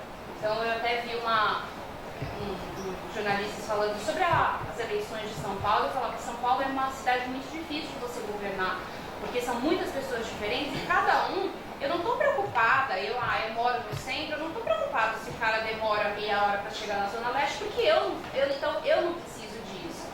Então é muito assim, talvez eu não tenha a voz ativa justamente porque está tudo bem para mim, eu estou no meu conforto, eu estou na minha segurança, estou agindo na medida do possível da minha liberdade, então eu vejo muito essa ideia da comunidade, da equipe, eu acho que já, antes de chegar na ideia de o que é liberdade para mim, até onde vai a minha, é isso, o que é comunidade. Como você chama? Carol. Carol. Né? Na verdade eu penso na música do Caetano, ninguém é cidadão, o Haiti é aqui. Né? Ninguém é cidadão, a gente não exercita a cidadania. Mas no teatro, a gente não faz sozinho, queira ou não. Você não faz sozinho. A não ser que você seja um performer multimídia e a sua performance está toda no teu domínio. Mas até por equipamento chegar até você, ou dependendo do lugar que você tiver, você vai precisar do porteiro, que vai ser fundamental na recepção. Porque dependendo de como o cara tratar quem chega lá embaixo, você não quer. Você já vai chegar aqui, né? Não vai ser legal. Então, aí é que é a pertinência da discussão disso, Carol. Porque a gente só acontece em grupo. Não, porque você falou que assim, eu faço o que eu sou. Não dá pra você ser um bom ator se você não é uma boa pessoa. Se eu não me preocupo com a coletividade no meu dia a dia, como que fica isso no teatro? Tem uma amiga nossa, que é a Chuba, que ela tem uma fala que eu acho que é bem bonita, né, dos estudos dela lá, do Stanislavski, que ela fala que o coletivo, né, tem essa questão, o comum é o objeto que está em questão, né, o tema que a gente está trabalhando, mas na verdade o coletivo se faz das individualidades. Então, sou eu comigo mesmo e eu com o outro, eu com o outro sem perder a minha comunidade. E aí, claro, se a gente voltar para a ética, tem uma palavra que poderia estar ali, assim como ética não está, que é o princípio de respeito, né? A comunidade também vem da necessidade. Quando você necessita do outro, com certeza você vai se juntar. A comunidade, para mim, ela é gerada da necessidade. Mas eu não sei, Carol, não sei como te responder isso. Eu acho isso mesmo, a gente ficar com essas dúvidas, né? E tentar entender, assim, esse lugar que a gente de verdade opera na nossa ação. Porque mesmo um ambiente de criação, tem inúmeros treinamentos que a gente faz no coletivo, mas é mentira a gente falar que o que está sendo proposto é igual para todo mundo. Porque cada um tem um encontro que é extremamente pessoal com o que está sendo proposto.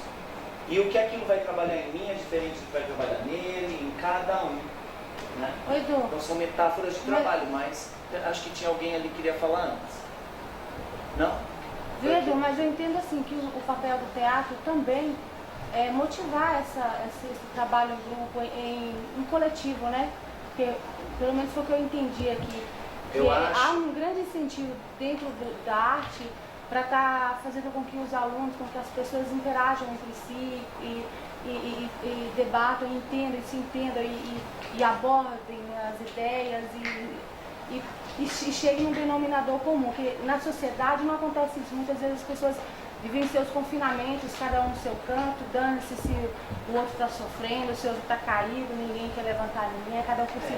Mas dentro do teatro eu acho que existe essa possibilidade da gente se tornar mais humano e da gente olhar o outro com o outro, olhar e se colocar no lugar do outro. Então, o teatro dá essa oportunidade. Eu acho que isso é o que a gente espera. Nisso está a nossa esperança. Porque eu também quero lançar esse problema que o teatro não precisa de nenhum de nós. E o teatro não quer nada do que a gente acha que ele queira. Nós é que queremos. Nós é que procuramos o teatro. Então a gente tem que saber o que a gente quer. Nenhum lugar precisa da gente. Nós precisamos dos lugares. Então o que a gente quer quando a gente se propõe a fazer aquilo? O que a gente acha que fazendo aquilo pode gerar em mim? A medicina não me quer como médico, o teatro não me quer como ator, professor, diretor. Eu quero teatro. Eu resolvi fazer disso a minha vida. Então, quer dizer, o que eu quero, o teatro não quer nada de mim. Se eu for embora hoje de São Paulo, que é uma cidade cruel, tem 132 ou mais para ocupar o meu lugar. Se eu voltar depois, amanhã meu lugar não existe mais. Né? Porque a gente não está numa comunidade, a gente está numa tribo só de cacique. Só tem cacique. Então, quer dizer, entende? É legal a gente pensar disso também, porque isso exercita a tua permanência, isso exercita a tua ação. Então, por que eu quero? Com certeza. Eles vão fazer teatro na igreja, né? Mas teatro que eu estava sério. Vai fazer teatro na igreja, grupo Gracinha, faz coral, vai lá de anjinho na procissão, aí é lindo. Não vai fazer teatro profissional, isso é amadorismo. Amadorismo, ok, tudo bem, a gente faz tudo, né? Aí a gente está no diletantismo tudo pode. Agora o profissional é outra história, né? E a gente está aqui pela profissionalização. A gente está aqui pela artesania, pelo domínio da artesania, né? Por dominar aquilo que se faz. E isso é outra história, né? Isso é muito maior. Mas é isso. Não sei se eu vou falar sobre o assunto. Para todos que estão alunos. Se vocês estiverem aqui apenas porque quer ser, não adianta. Dentro do coração de vocês, é isso que vocês querem no bem. Isso é a coisa mais importante possível que nós fazemos quando gostamos ou quando não temos nem tempo para ser. Eu, por exemplo, trabalhei 39 anos, já faz 20 na matéria que eu estou parada, mas eu me sinto igual uma criança. Porque o que eu trabalhei eu gostava, quando eu fiz uma idade que eu estava tomando lugar de outro e agora não vou mais, chega, hoje eu continuo minha vida. Adoro teatro, adoro passear, não faço questão de amizade, se gosta de mim, gosta, se não gosta de audiência. Se eu estou no meio do ambiente, eu não estou feliz, eu saio quietinha, ninguém sabe que eu fui. Então isso é dentro de nós, se nós vivemos assim. Eu já estou com 76 anos e brinco que me torno Perfeito. Essa é a experiência que eu passo para vocês. Fazerem o que gostam, porque é muito fácil. Edu, você falou de política, do coletivo e do ser curioso. Eu acredito que tudo que eu tenho hoje na vida é por causa da curiosidade que eu tive por algumas coisas. E o que muito me incomodou há pouco tempo é onde eu me vi num grupo de pessoas onde estavam dispostas a dar o start para algo, como trabalho, e na hora de acontecer não, sabe? E aí eu não sei, me incomoda porque eu também penso aquela coisa que você falou a gente não saber onde vai dar, sabe? Aí a pessoa, acho que essa coisa de não saber onde vai dar causa alguma desistência. Assim. Eu não sei, isso é um negócio que me incomoda muito, me inquieta muito, assim. Mas ao mesmo tempo eu penso que também as pessoas têm a própria liberdade, assim como eu tenho de escolha, assim, eu sempre estou fazendo o que eu gosto. E às vezes parece que a gente tem um certo receio de colocar aqui no teatro coisas que a gente não faz fora, assim. A gente falando de política, eu sinto que lá fora a gente tem tanto pudor, a gente não pode tanta coisa. E aí quando é para ter um processo de criação, a gente também não pode. Por que a gente não pode, né? Por que a gente não permite esse caminho? E aí, depois de ver um grupo desse que não, ao menos por enquanto, não deu continuidade ao trabalho, eu encontrei um outro que foi colocado um objetivo de que ele tende a acontecer porque as faíscas de criatividade não podem se acabar. Então, com 10, com um coletivo de 10, ou de 5, ou de 1, ele vai acontecer em qualquer lugar. Essa é a proposta dele, inicial. E de fato acontece, porque a gente vai para a rua, e a rua, ela movimenta alguma coisa. Qualquer ação tua, performática, ela movimenta alguma coisa, né? Então, agora o que me faz pensar é que a gente está aqui, e qualquer coisa que a gente fizer na rua, qualquer coisa que a gente pensar e sentir tem muita potência. E não sei o porquê as pessoas às vezes deixam isso de lado, assim. Uma inquietação. Quando você fala aqui é a escola, esse ambiente. E quando você fala fora, não só a escola, é um grupo que optaram em estar juntos e seguir por um determinado viés de trabalho. Nesse caso específico, mas aqui tanto a escola como qualquer outro grupo que talvez desista, sabe, desse caminho.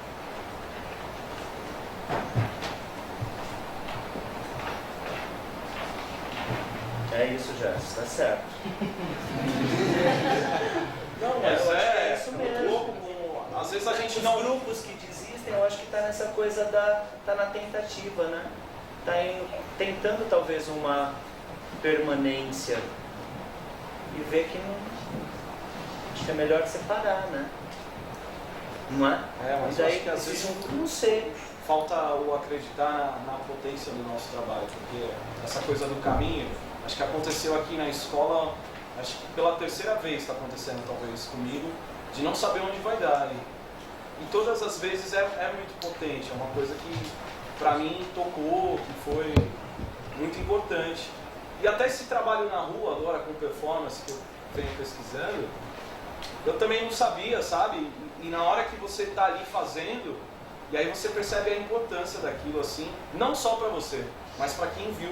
Você não faz ideia. Porque, Gerson, a gente não pode esquecer que quando a gente está num espaço onde as ideias começam a se formar, a gente não pode esquecer que a gente tem, às vezes, em ambientes escolares, ou pessoas muito jovens, seja lá pela idade ou pela referência do teatro como um teatro é assim.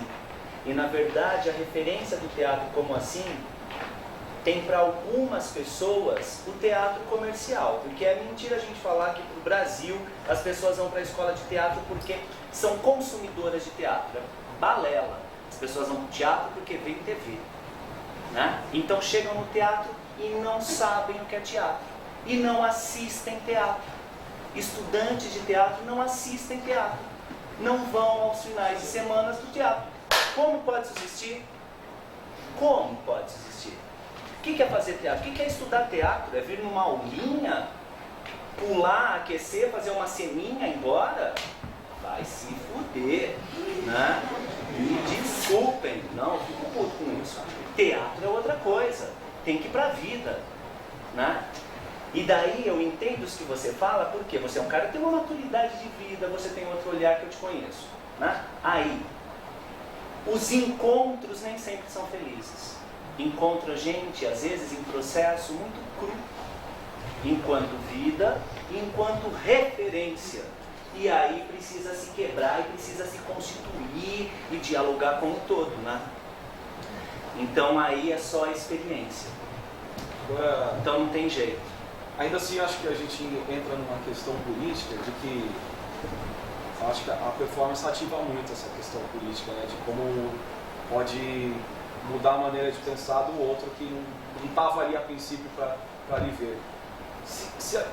Às vezes a questão do metrô que a gente está incomoda tanto, porque é uma coisa, não sei, por qualquer motivo.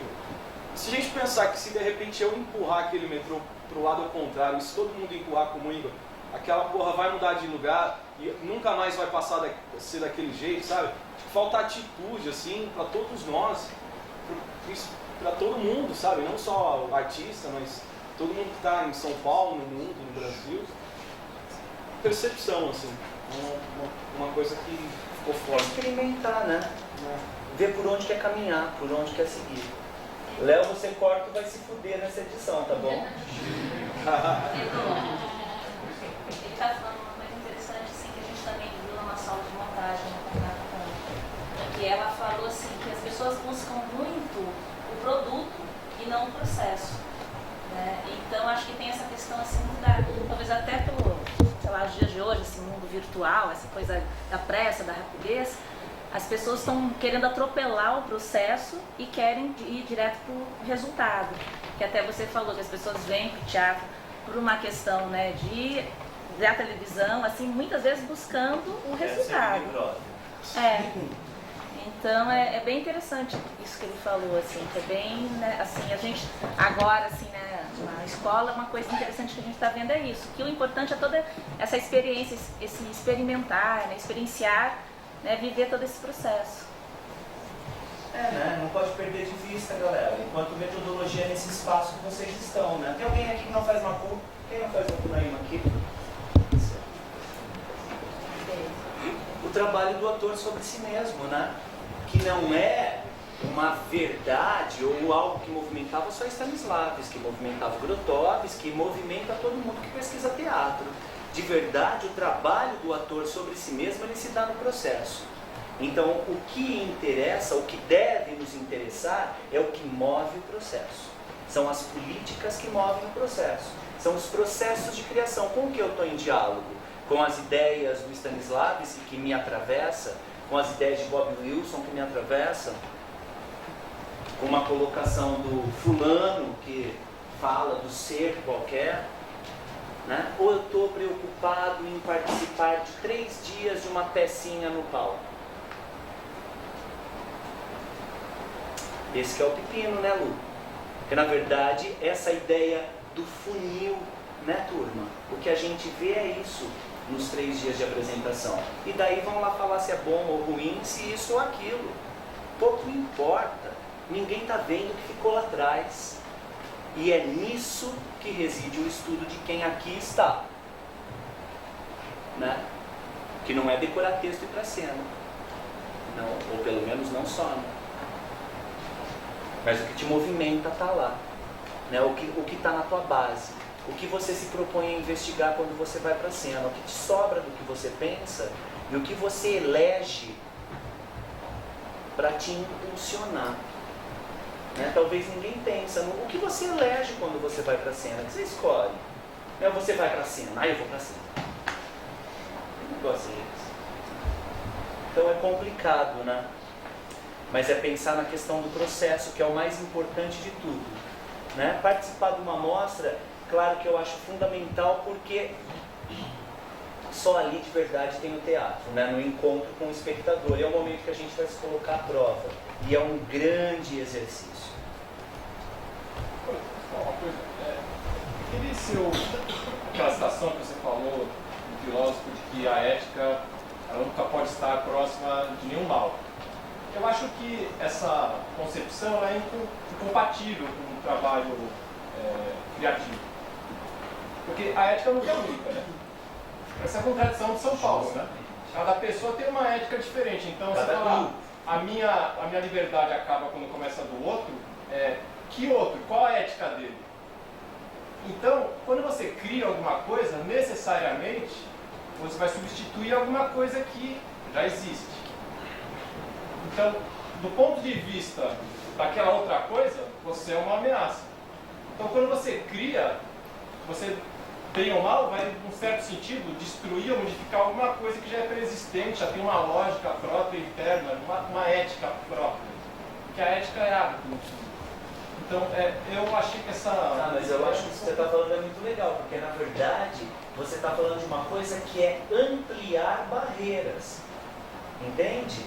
Porque aí eu acho que um grupo que opta por um caminho do jeito que você está pensando, ele está no caminho de uma ética para o bem, embora talvez ele esteja trabalhando, focando supostamente o mal, porque é como se isso fosse o florescimento para provocar na sociedade rupturas. Mas é que você está assumindo que o bem está com você, né? Isso, porque o outro pode não achar essa que é a questão dele, certo? Ou seja, porque de verdade, quem quer estar no mal? Crime tem ética também, né? O crime também tem ética, por isso que a ética só existe ao grupo, a determinados grupos. O canibalismo é totalmente ético, né? Totalmente ético, porque é o grupo deles, a validade da ética deles não tem que ter a validade para a nossa ética. Né? E não ética normativa, e nem a gente está falando de moral, né? Mas pensando nessa ideia de a ética para o bem comum, para uma ação que esteja voltada para a potência. E para que essa potência possa vir a ser um ato, né? Um ato criativo, um ato talvez revolucionário.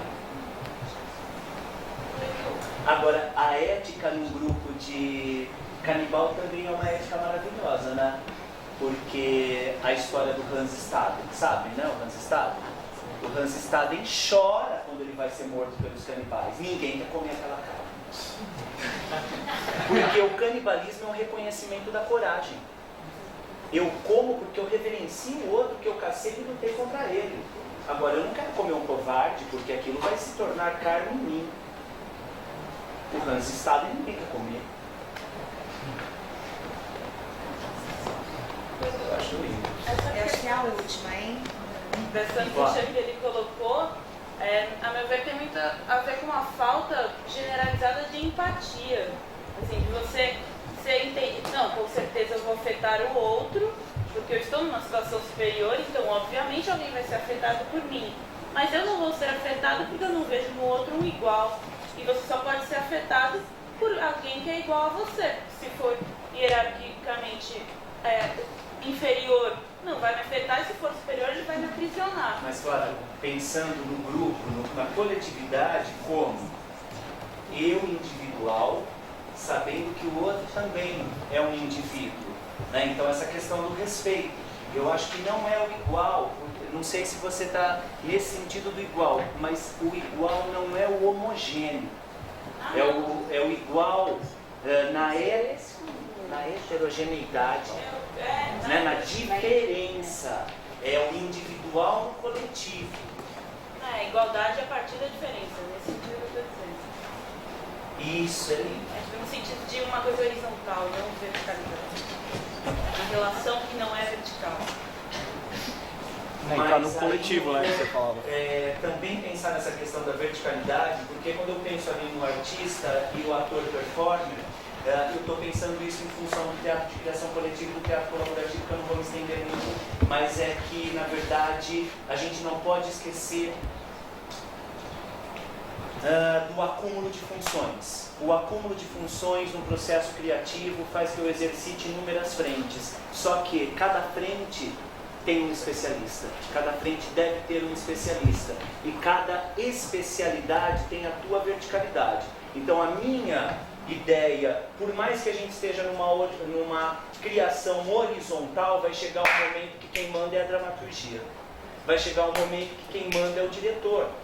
O manda em diálogo, né, turma? Não é o manda calem a boca, faça o que eu estou mandando, né? Isso também a gente pode fazer, é uma delícia. Né?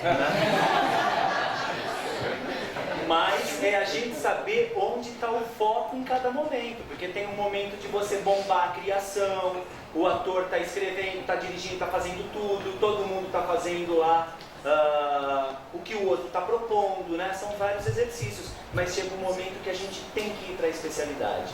Se a gente não vai para o olhar do especialista, a gente não vai para lugar nenhum. A gente agora nós vamos embora. Gente, muito bom esse bate-papo, mas o tempo ele voa. Tem momentos que ele é o nosso querido. Então eu gostaria muito de agradecer a presença de todos vocês. Bom início de mostra para todo mundo. Nos vemos então no ano que vem. Uma salva de palmas para